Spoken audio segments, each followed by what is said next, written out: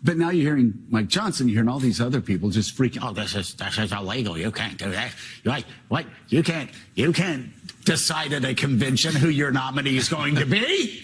You can't let the delegates decide. Well, yeah, you can. You can decide at the convention who it's one of the stupidest things I've ever heard in my life. But again, the fact they're freaking out so much has to excite a Democratic Party that was really at its lowest ebb of any party that I've seen since, let's say, Watergate. The entire theory of the case in the Trump campaign, and it's literally on signs, is strength versus weakness. Right. Donald Trump is strong. He just survived an assassination attempt. Joe Biden is old and weak, the argument goes. Right. Now, that's off the table.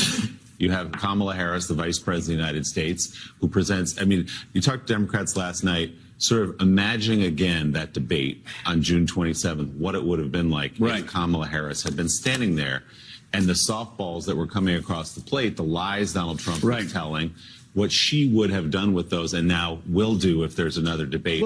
I want to bring the conversation back to the broken criminal justice system that is disproportionately negatively impacting black and brown people all across this country today. Now, Senator Harris says she's proud of her record as a prosecutor and that she'll be a prosecutor president, but I'm deeply concerned about this record. There are too many examples to cite, but she put over 1,500 people in jail for marijuana violations and then laughed about it when she was asked if she ever smoked marijuana. She blocked evidence. She blocked evidence that would have freed an innocent man from death row until the courts forced her to do so. She kept people in prison beyond their sentences to use them as cheap labor for the state of California. And she fought to keep cash bail system in place that impacts poor people in the worst kind of way. Thank you, Congresswoman. Senator Harris, your response. As the elected Attorney General of California, I did the work of significantly reforming the criminal justice system of a state of 40 million people, which became a national model for the work that needs to be done. And I am proud of that work. And I am proud of making a decision to not just give fancy speeches or be in a legislative body and give speeches on the floor, but actually doing the work of being in the position to use the power that I had to reform a system that is badly in need of reform.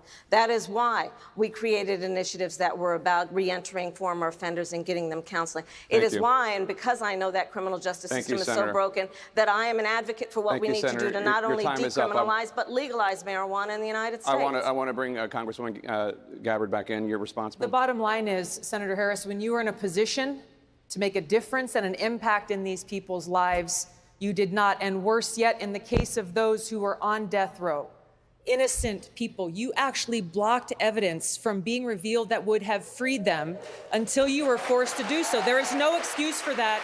And the people who suffered under your reign as prosecutor, you owe them an apology. Senator Harris.